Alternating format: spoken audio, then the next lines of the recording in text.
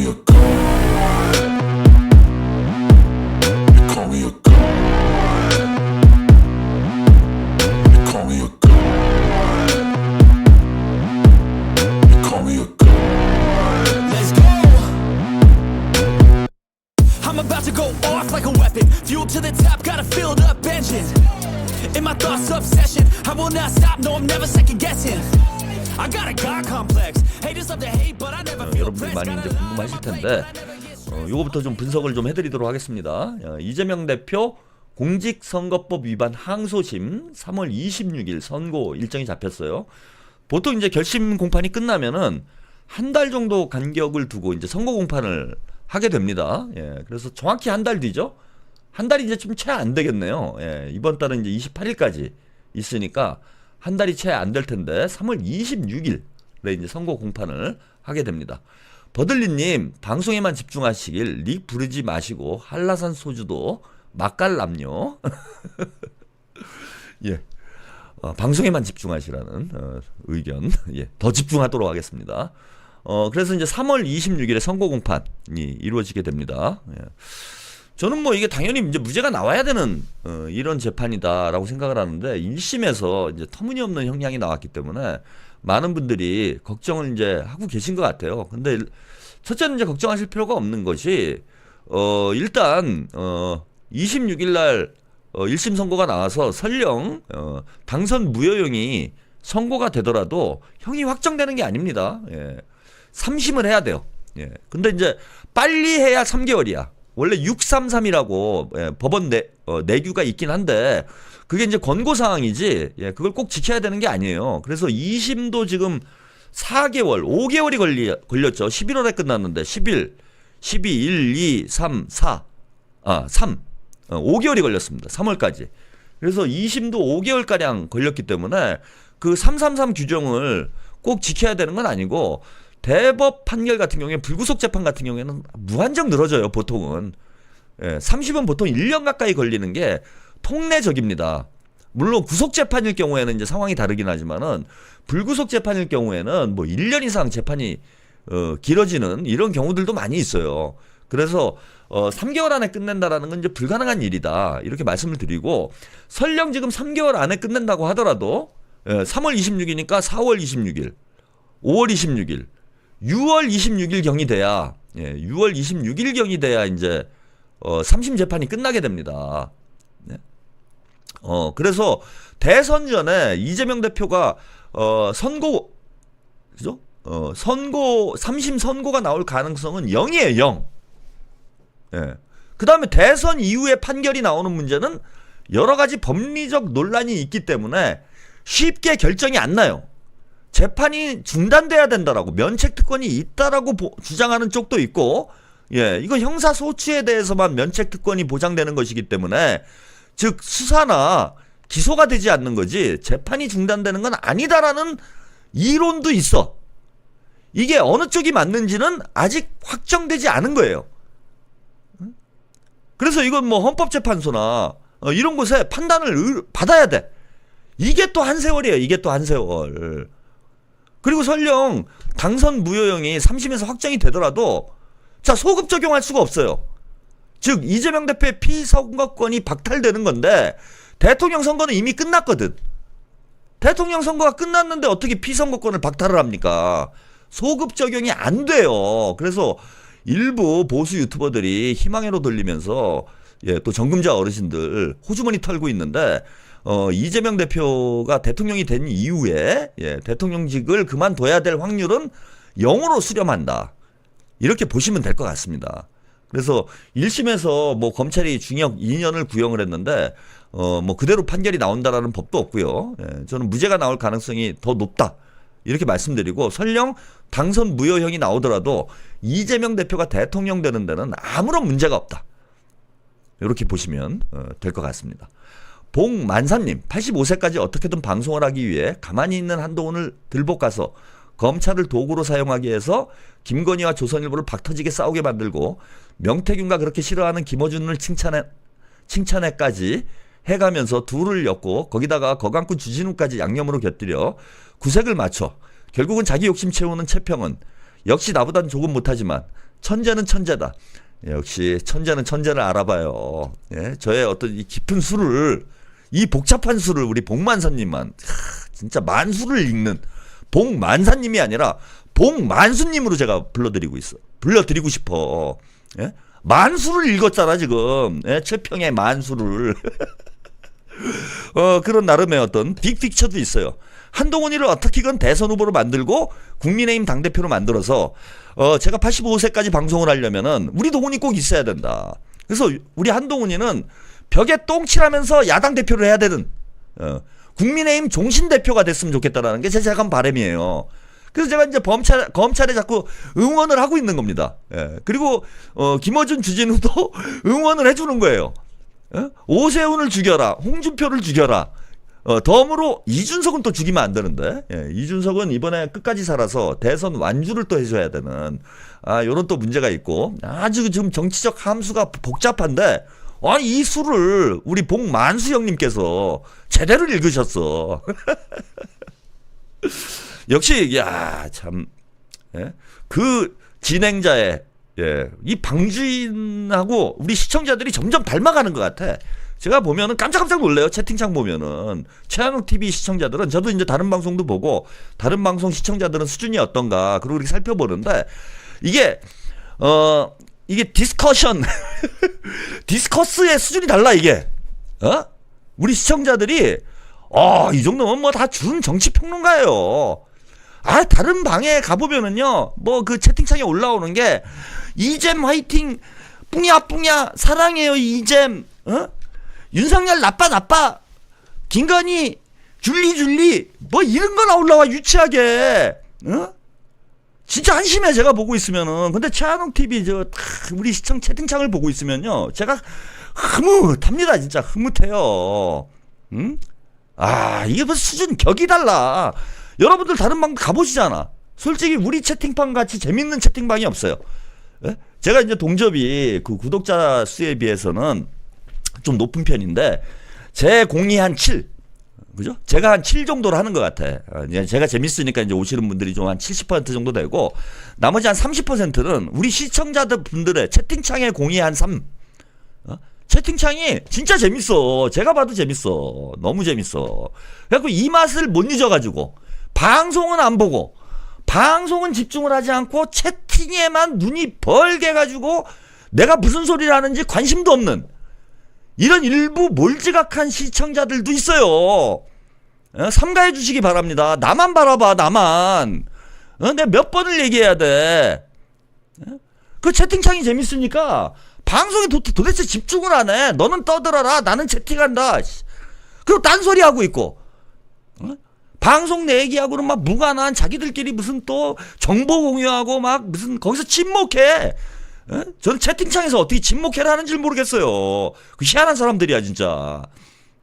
근데 아무튼 우리 시청자분들이, 저는 이게 우스갯소리로 얘기를 했지만은 진짜 이거 제 자부심이 있어요. 다른 방송 가서 보면은 좀 솔직히 수준이 좀 낮아. 제가 폄하하자는 게 아니라, 그 채팅에 나오는 내용들이라든지 이런 거 보면은 뭐 수박 죽어라 이런 정도 디스커스밖에 안 돼. 근데 우리 최한욱 TV의 이 고품격 채팅창은 이 깊이가 달라요. 깊이가. 제가 보람을 느낍니다. 평론가로서 보람을 느껴요. 그동안 열심히 내가 방송을 하니까 이게 점점 수준이 높아지는구나. 그래서 여러분들이 이 방 저 방 다니시면서 전체적으로 우리 민주진보 유튜브 채팅창에 품격을 좀 여러분들이 높여주셔야 돼. 우리 최한욱 TV 시청자 여러분들이 정말 이제 곳곳으로 진출을 해야 됩니다, 이게. 그래서 전체적으로 민주진보지 유튜버들의 채팅창의 수준이 높아지도록 여러분들이 역할을 좀 해주십사. 이것도 좀 부탁을 좀 드리도록 하겠습니다. 자, 우리 복만수님이 만수를 본다면 우리 천재명님은 한 10만 수, 100만 수를 보는 거 아닌가. 저는 그런 생각이 들었어요. 그래서 우리 이재명 대표님 오늘 또 재판 받으시는 바쁜 와중에도 아주 천재적인 한 수를 또 던졌습니다. 한동훈을 걸고 넘어갔습니다. 한동훈이 어제 방송에서 말씀드렸는데, 이재명이 대한민국에서 이제 가장 위험한 인물이다 이러면서 이재명이 대통령이 되면은 계엄을 할 것이다라는 역대급 개소리를 늘어났는데 이건 사실 무시하는 게 이제 보통 정석인데 우리가 일반적인 이제 정석은 정석은 무시해요. 이 개소리는 그냥 무시하는 게 좋거든.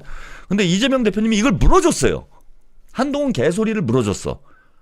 그러면서 부처의 눈에는 부처만 보이고 개의 눈에는 뭐만 보여. 이런 얘기를 했습니다.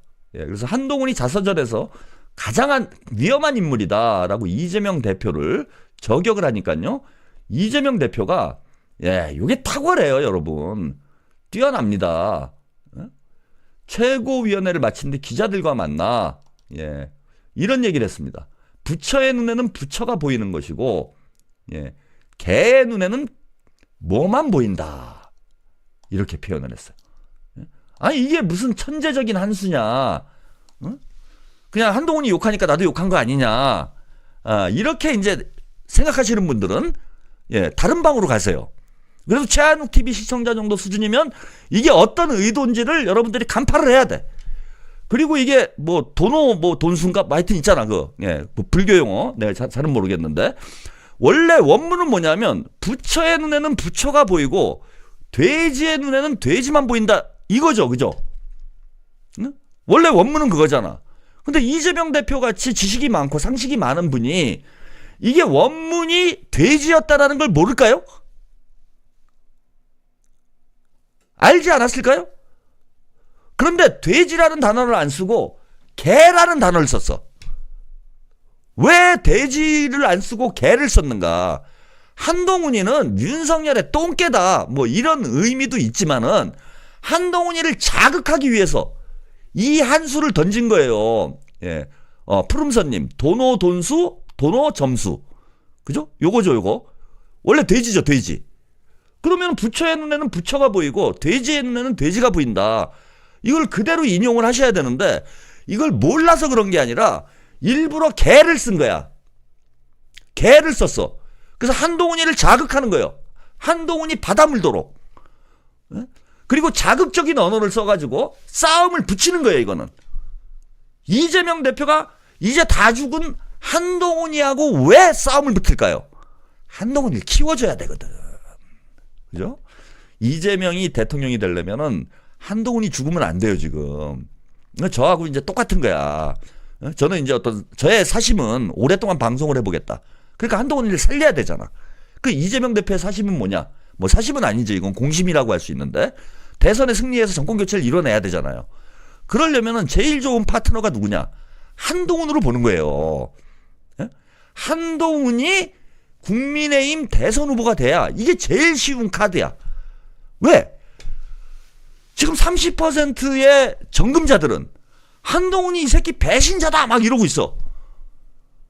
근데 한동훈이가 대선 후보가 됐어. 그러면은 그렇다고 해서 저 배신자를 응징하기 위해서 이재명을 찍자 이러진 않겠죠. 이러진 않을 거 아니에요. 누구를 찍을 투표를 하지 말자 이렇게 된다는 거야. 즉 한동훈이 국민의힘 대선 후보가 되면은 국민의힘 핵심 지지층이 투표를 안 할 가능성이 높아져요. 조금이라도. 저는 적어도 5% 정도 한동훈이 대선 후보가 되면은 5% 정도의 플러스 효과가 생긴다.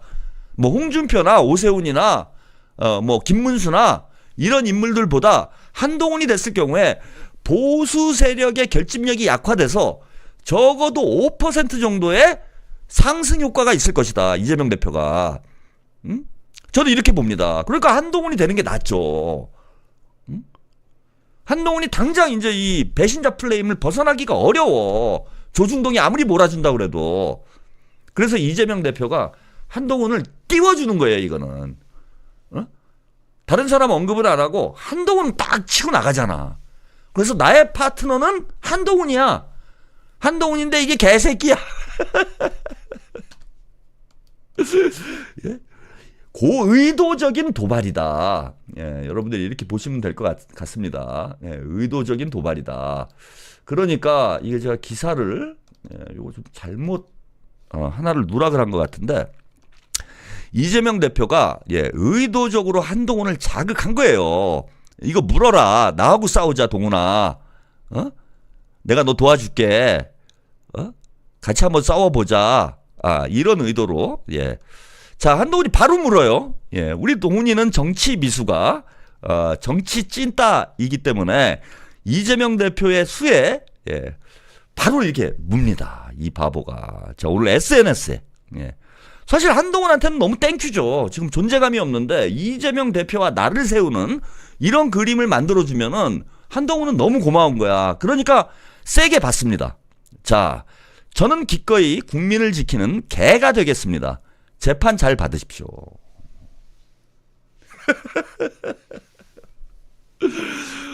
근데 아니 물고 싸우는 건 좋은데 진짜 저는 동훈이는 그 코끼리는 말하지 마. 뭐 그런 책을 한번 읽는 게 좋지 않을까. 적어도 뭐 정치학 개론이라도 어디서 읽고 와가지고 대선에 출마를 하는 게 좋지 않을까 이렇게 생각이 들어요. 아니 본인이 이제 물론 좋은 의미에 저는 국민을 지키는 개새끼가 되겠다 이렇게 얘기를 했지만 나쁜 언어로 그죠? 자기를 지칭하는 게 아니에요. 한동훈아. 그러면 한동훈은 개. 그게 너는 네 딴에는 국민의 개. 와 멋있어 막. 이게 중2병의 문제예요. 국민의 개. 와 나는 국민들께 개처럼 충성을 다하는 그런 개새끼가 되겠다. 와 이거 너무 멋있어. 제가 생각할 때 이게 멋있거든. 국민의 개. 야 이재명이 나를 개에 비유했는데 나는 이거를 국민의 개로 딱 해서 나는 국민을 위해 충성을 다하는 국민이 먼저입니다. 딱 이 컨셉으로 가야지. 근데 문제는 뭐냐면 국민은 사라지고 저도 벌써 썸네일에 그죠? 조롱을 하잖아요. 한동훈 개가 되겠습니다. 앞에 국민을 지키는이란 단어는 빼버리고 여기다 따옴표를 치잖아. 개가 되겠습니다. 한동훈 개가 되겠다. 그러니까 한동훈 개 이것만 남는 거야. 한동훈 개새끼 뭐 한동훈 개. 그러니까 이런 단어를 받아물면 안 되는 거야. 한동훈이는. 참. 이렇게 정치를 모릅니까 얘는? 그러니까 스스로 무덤을 파여 가만히 보면 아예 여기다가 국민을 지키는 개엄이 되겠습니다. 개엄마가 되겠. 이거 좀 안 웃기죠? 제가 진짜 50대 중반을 넘어가면서 유머 근육이 많이 퇴화하고 있는 것 같아요. 유머 근육이 순발력이 안 나와. 옛날 같으면 이런 거 재밌게 했을 텐데. 근데 이거 괜찮지 않나요? 국민의 개엄 이런 거. 스스로 이제 개새끼 플레임에 걸려버리는 좀 그러니까 너무 이게 상대가 쉬워. 이재명 대표가 볼 때는 한동훈이는 너무 쉬운 거예요. 개를 던져주면 개를 물고 돼지를 던져주면 돼지를 물어요. 바로 개를 물어버리면 어떡하냐. 이 답답하. 환장하겠습니다 제가. 그리고 이제 개엄 프레임 이거를 자꾸 이제 주장하면 안 된다. 제가 그런 말씀 계속 드렸는데, 자 이거 지금 개엄 프레임을 이 책이 물론 이제 본인을 변명하기 위해서 쓴 책이긴 한데 국민이 먼저입니다라는 책이 이 전체 내용이 개엄 프레임, 배신자 프레임을 강화하는 내용으로 이렇게 써 있어요. 한동훈, 오세훈이 먼저 탄핵 찬성. 국민정과 국민 눈높이에 맞지 않아. 그러면서 이제 자서전 내용 중에 광역 단체당들도 탄핵 찬성 입장 저보다 먼저 했다. 윤 어차피 탄핵이지만 몇 번이고 부결해달라고 했다. 뭐 이런 내용들을 소개를 했습니다. 그래서 계속 이거를 그죠? 보수 유권자들에게 계속 탄핵, 계엄, 탄핵 이거를 계속 회상시키는 거예요. 회상. 각인시키고 있어. 나는 탄핵한 사람입니다. 윤석열을. 나는 국민의힘 대통령을 국민의힘에서 선출한 대통령을 탄핵한 사람입니다. 이거를 스스로 계속 강조를 하고 있어요.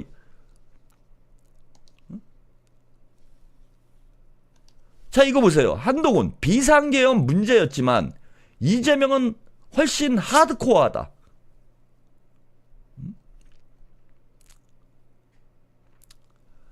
자 이재명 대표가 대통령이 되면 나라와 국민이 불행해질 것이다. 그걸 막는 것이 앞으로 내가 해야 할 일 중에 하나라고 생각한다. 이재명 대표가 대통령이 될 경우 계엄 외에도 공직선거법 등 처벌 규정을 다수 의석으로 개정해 자신의 처벌 자체를 무효화시키는 방법을 쓸 수 있다. 그때는 거부권으로도 막을 수는 없다. 뭐 이런 얘기도 했고요. 자,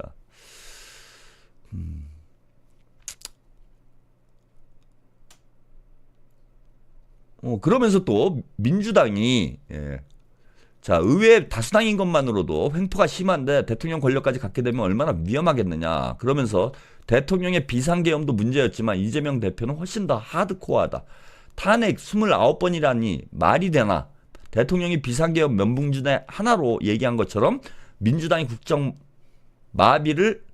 국정마비 사태를 초래한 것은 분명하지 않느냐. 자, 그러면서 이제 김건희와의 일화도 밝혔어요. 그러니까 지금 양비론으로 가고 있는 거야. 가장 먼저 사퇴 요구를 받은 건 2023년 12월 말이었다. 국민의힘 비상대책위원장으로 결정된 시점이었는데 비대위원장직을 포기하고 장관직도 사퇴하라는 요구를 받았다. 무슨 일인지 알아봤더니 그날 조선일보 보도 때문이었다. 야, 이거 조선일보가 또 나오네요. 여당 관계자 멘트로 김건희 여사 특검을 총선 이후에 수용할 가능성이 있다라는 내용이 나갔는데 제가 한 것으로 잘못 알았다. 그는 사퇴 요구를 받고 나서 몇 시간 뒤에 김건희 여사가 문자를 보냈다. 잘못 알았고 미안하다. 저의 사퇴 표명을 없던 일로 해달라. 그런 이유로 사퇴 요구하는 것도 이상하지만 그런 것이 드러났으면 공적인 경로를 통해서 사퇴 번복을 요청했어야 맞는 것이다. 라고 하면서 김건희가 적극적으로 국정 운영에 개입한, 그죠? 당 운영에 개입한 이런 내용도 공개를 했고요. 또 이런 표현도 나옵니다. 계엄 단죄 없이 이재명 계엄 명분 막을 명분이 없다. 그래서 이제 계엄을 단죄해야 된다. 이런 주장을 하고 있어요. 끊임없이 지금 저 책 내용 거의 전체가 윤석열 계엄을 계속 회상시키는 소환하는 그런 내용으로 가득 차 있어요. 그리고 윤석열 김건희와 나를 세우는 이런 내용으로 가득 차 있습니다. 자, 한동훈을 응원하는 사람 입장에서 너무나 답답해요. 너무나 답답합니다. 이재명 대표가 저렇게 혼신의 힘을 다해서 한동훈을 끌어올리기 위해서 애를 쓰고 있는데 스스로 계속 무덤을 파고 있는 이 한동훈의 정치적 지능, 정치 지능, 진짜 한심스러운 수준이 아닌가. 저는 그렇게 생각을 합니다. 너무나 답답한 상황이에요. 자, 이재명 대표 중도 보수 논란이 계속되고 있는데 그와는 별개로 이재명 대표의 실용주의 행보, 그 다음에 중도 보수 공략 지금 계속되고 있습니다. 자, 국민의힘은 그냥 정쟁에 몰두하고 있는 이 상황에 이재명 대표와 민주당에서는 실질적으로 그 경기를 부양하고 민생을 회복할 수 있는 그런 민생 정책들을 연일 쏟아내놓고 있어요. 지난번 상속세, 이거 한 수 잘 던져가지고 국민의힘을 완전히 궁지로 몰아넣었는데 이번에 또 아주 멋진 한 수가 나왔습니다. 진짜 천재명이라는 말이 과언이 아니다라는 그런 생각이 드는 요즘이에요. 이재명 대표가 어떤 정치적 천재성을 진짜 유감없이 보여주고 있다. 탄핵 전국을 이끌어가는 과정에서도 이재명 대표의 이제 탁월한 리더십을 우리가 경험할 수 있었는데, 자, 그 이후에 대선 국면으로 들어가면서 이재명 대표가 그야말로 메시급 드리블로 민주당을 멱살 잡고 정권 교체를 끌고 가고 있는 이런 상황입니다. 모든 이슈와 모든 정책을 선점을 하고 사실상의 대통령 행보를 하고 있다라는 저는 그런 평을 해주고 싶어요. 그러면서 자, 또 민주당 내 화합을 위해서 이른바 이제 비명계 수박 정치인들을 적극적으로 포용하고 또 중도 보수 성향의 유권자들까지 민주당 지지로 돌려 세우기 위해서 자, 그들의 마음을 흔들 수 있는 이러한 정책들을 연일 쏟아내 놓고 있습니다. 그 중에 하나, 요거 아주 절묘한 한 수예요. 월급쟁이 겨냥한 야, 부양가족 기본 공제를 150만 원에서 180만 원으로 상향을 하겠다. 이게 보통은 제가 어제도 이제 말씀을 드렸는데 보수는 감세, 진보는 증세. 그래서 증세를 통한 복지. 이게 무슨 도식처럼 생각을 해왔어. 그런데 뭐 세금이 소득이 있는 곳에 세금이 있다. 뭐 이게 뭐 철칙처럼 여겨져 왔어요. 그런데 그게 아니에요. 세금에 대한 개념은 저는 전혀 그런 게 아니라고 봅니다. 국가에서 필요한 예산만 확보를 하면 돼요. 무조건 소득이 있으면 가가지고 뜯어오는 게 이게 조폭이지. 이게 국가입니까? 많은 소득이 있는 곳에 세금이 있어야 돼요. 소득이 있는 곳에 세금이라는 논리가 아니라 진보나 민주진영의 조세 원칙은 많은 소득이 있는 곳에 더 많은 세금을, 그리고 소득이 없는 곳에는 철저하게 면세, 감세로 나가야 됩니다. 이게 공평한 것이기도 하고, 자, 이를 통해서 민생을 회복시킬 수 있는 거예요. 그래서 국가는 철저하게, 자, 국가를 운영하는데 필요한 자금을 세금을 통해서 확보를 하고, 꼭 국가 수입이 세금을 통해서만 확보되는 건 아니에요. 여러 가지 뭐 공기업들도 있기 때문에 다양한 경로로 국가 수입이 확보가 됩니다. 그래서 적정 수준의 세금을 걷어야 되고, 돈을 못 버는 사람한테는 세금을 철저하게 감면을 해줘야 됩니다. 그리고 부자들한테는 더 많은 세금을 내야 되죠. 똑같이 예컨대 100만 원 버는 사람도 10% 세금을 내고 100억 버는 사람도 10% 세금을 낸다. 이렇게 돼버리면 우리가 볼 때는 공평한 것처럼 보여요. 근데 100만 원 버는 사람한테 10% 세금, 10만 원을 세금으로 뜯어가 버리면, 자, 그 10만 원의 비중은 100만 원 버는 사람한테는 크죠. 그런데 100억 버는 사람한테 1억 원을 세금을 내면은 그거는 세 발의 피인 거야. 그 진보적인 조세 정책은, 자, 서민에게는 감세, 자, 부자에게는 증세로 나가야 되는 거예요. 세금이 있는 곳에, 소득이 있는 곳에 세금이 있다라는 원칙은 어떤 면에서 보면 틀린 겁니다. 근데 우리나라가 지금 상황이 어떻게 됐느냐. 저도 이거 이번에 민주당에서, 자, 이런 발표를 하면서 처음 알게 됐어요. 우리나라 세금 비중이요. 예. 자. 여기 있네요. 예. 2009년에 근로소득세 비중이 전체 세수의 8.2%, 법인세가 21%였는데 지금 근로소득세 비중이 18.1%, 법인세 비중이 18.6%로 비슷한 수준이라는 겁니다. 이게 말이 됩니까? 아니, 월급쟁이하고 사장님하고 세금을 똑같이 내고 있는 거야, 지금 이거는. 결과론적으로 보면 그렇다는 거예요. 월급 받고 있는 다수의 서민들이나 수천억, 수조 원을 버는 우리 회장님들이나 세금을 거의 반반 내고 있는 꼴 아닙니까? 반반 내고 있는 꼴이에요. 이런 조세 불평등이 어떻게 있을 수 있습니까? 자, 이렇게 된 원인 중에 하나가, 자, 2009년 대비 물가는 40%가 올랐고, 2023년 1인당 국민 총소득이 4,405만 원으로 2009년에 비해 8.5%가 올랐다라는 거예요. 물가와 소득 수준은 크게 올랐는데 부양가족 세금 혜택은 그대로 유지가 되고 있다. 그러니까 2009년도에 부양가족 1인당 150만 원을 공제를 했는데, 자, 소득도 늘고 물가도 올랐는데, 자, 이 소득 공제는 그대로 이루어져서 결국은 근로자들의 세금 부담이 커지는 상황이 됐다라는 겁니다. 그리고 이거 뭐 사장님들이나 회장님들은 뭐 여러 가지 뭐 편법을 통해서 이게 뭐 절세, 뭐 심지어는 탈세까지 하는데, 이게 근로소득세는 뭐 원천징수되는 거잖아요. 우리 서민들은, 월급쟁이들은 어떻게 탈세할 방법도 없고 절세할 방법도 없어. 고스란히 그냥 그죠? 예, 미리 다 그냥 다 뜯기고 끝난다고. 그럼 이런 부양가족 공제 이런 걸 좀 확대를 해서 세금 부담을 줄여나가야 되는데 이게 지금 거의 10년, 20년 가까이 그죠? 한 15년 됐죠? 15년 동안 그대로 유지가 되고 있다라는 거예요.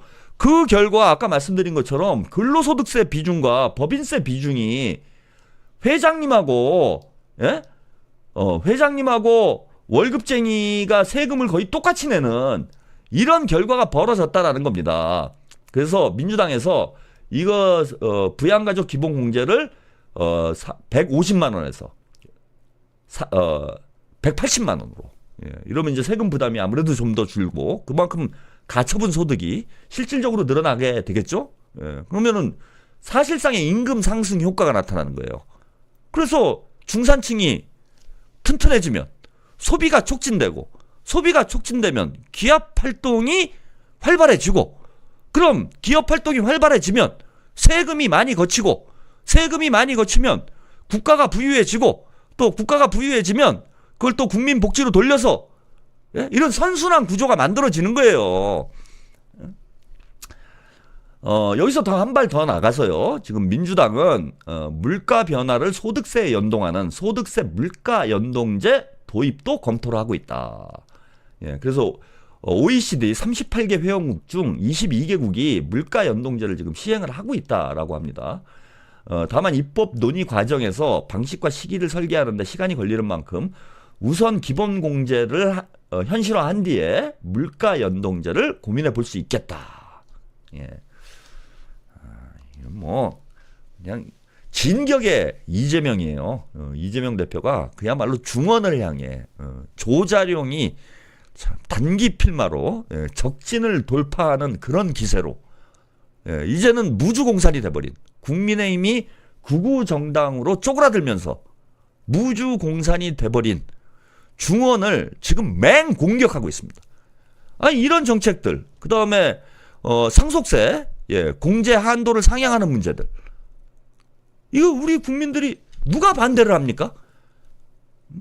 부자들 몇 명 빼놓고는 이거 뭐 반대할 사람이 없는 정책들이잖아요. 그리고 너무나 합리적이고 누가 봐도 불만을 토를 달 수 없는 이런 정책들을 대담하게 지금 민주당에서 이재명 대표가 밀고 나가고 있다. 이거 누구나 할 수 있는 일이었잖아. 그거 왜 못한 겁니까? 문재인 정부 때도 할 수 있었던 거 아니에요. 왜 못한 거예요? 콜럼버스의 단계.